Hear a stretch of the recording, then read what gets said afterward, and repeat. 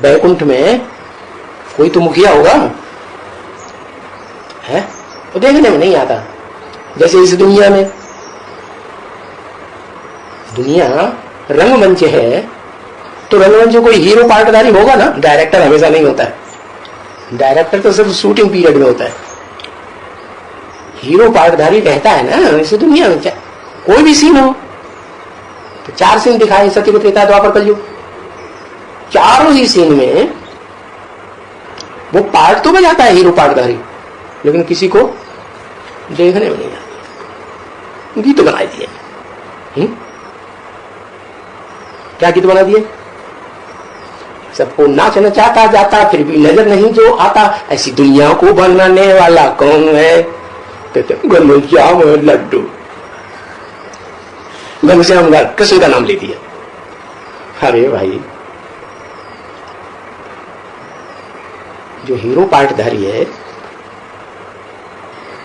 उसके बच्चे का नाम ले दिया। क्या? जिस हीरो पार्टधारी से वो पैदा हुआ, शूटिंग पीरियड में भी पैदा होता है, पता है? पता है कि नहीं? शूटिंग पीरियड में पैदा होता है कि नहीं? कैसे? कब? है शूटिंग के आदि में 100 साल से शुरुआत में जब ओम मंडली बनाई गई थी, तो उस ओम मंडली में जिस आदम ने प्रवेश किया था अर्जुन के रथ में, शंकर में, तो उसका नाम था, काम के आधार पर ब्रह्मा बाबा का दुकान में भागीदार था, मैनेजर के रूप में। तो ब्रह्मा बाबा को जब साक्षात्कार हुए तो चारों तरफ चक्कर लगाए, गुरुओं के पास अपने गुरु से भी पूछा, कहीं से पता नहीं लगा साक्षात्कारों के अर्थ का। तो वो उस भागीदार ने बताया उनको कि तुम्हारे जो साक्षात्कार हुए हैं ना तरह तरह के, उन सबका ये अर्थ है। और साफ बता दिया कि तुमको सत्ययुग में कृष्ण बनना है, बच्चे के रूप में जन्म लेना है, और यहाँ ब्रह्मा के रूप में सफेद पोषधारी के जो साक्षात्कार हुआ वो ब्रह्मा के रूप में पाठ होना है। तो सारी दुनिया में तुम ब्रह्मा के रूप में विख्यात हो जाओगे। तो बीज किसने डाला? बुद्धि में किसने बीज डाला? उनके स्वरूप का। शूटिंग पीरियड के भी स्वरूप का बीज डाला, और आने वाली जो दुनिया है उसके भी पहले जन्म का बीज डाल दिया, और उनको पक्का हो गया। तो रचयिता कौन हुआ है? जिसने बीज डाला, बीज डालने वाला बाप होता है ना, वो ही रचयिता हुआ ना।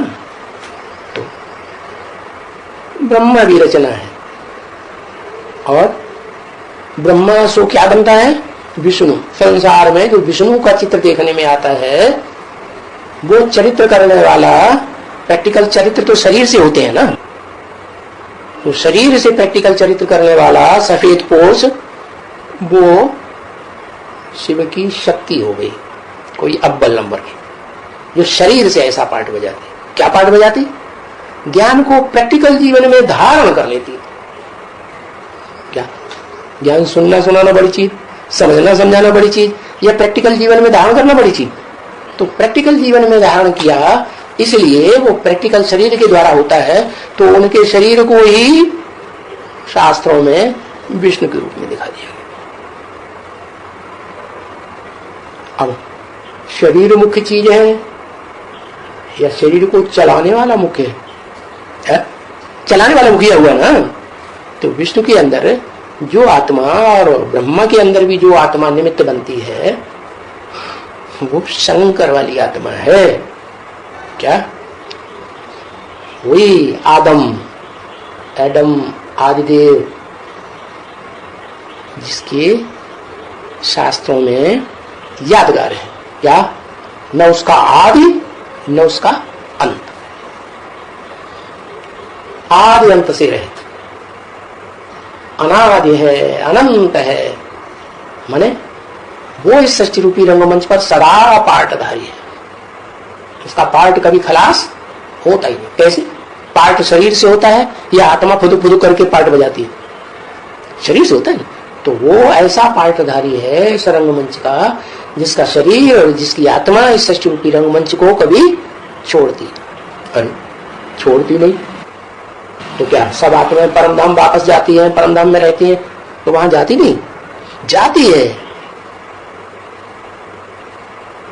जो ज्ञान मिला उस ज्ञान के आधार पर शुरुआत में जो अभ्यास करती है तो परमधाम में ही अभ्यास करती है।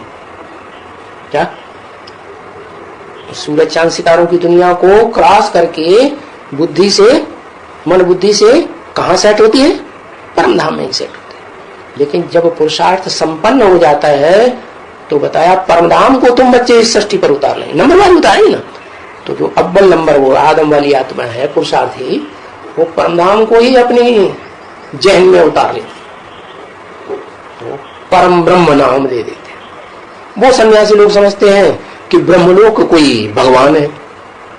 अरे वो तो रहने का स्थान है, आत्माओं के रहने का स्थान। ऐसे ही सृष्टि रूपी रंगमंच पर जिस तन में प्रवेश करते हैं वो दोनों आत्माओं का धाम हो गया। कौन दोनों? जो रथ को चलाने वाला सारथी है और जो उस रथ का मालिक है रथी, उन दोनों का धाम हो गया, घर हो गया। और वो घर जब संपन्न स्टेज प्राप्त करता है तो वो शांत हो जाता है, या कुछ संकल्प विकल्प चलते हैं, है? शांत। इसलिए गीता में लिखा है नहीं असन्यस्त संकल्पो योगी भवति कश्चन। जिसने अपने संकल्पों को पूरा संपूर्ण त्याग नहीं किया है, संकल्प चलना एकदम बंद, ज्योति बिंदु, दूसरा कुछ नहीं, बस ऐसी स्टेज जिसकी है वो ही है 100% योग। तो उसे शंकर को योगीश्वर कहा जाता है। क्या ऐसी योग की ताकत लेता है, शक्ति धारण करता है, जिससे इस सृष्टि रूपी रंगमंच की सारी मनुष्य आत्माएं, उस योग शक्ति कहो, वशीकरण मंत्र कहो, 500-700 करोड़ मनुष्य आत्माओं को वशीभूत करके अपनी तरफ आकर्षित कर लेता है। तो आकर्षण करने वाले का भी नाम कृष्ण है। क्या? तो उन्होंने बच्चे को तो जान लिया, और जो बच्चे का बाप है असली कृष्ण उसको भूल गए।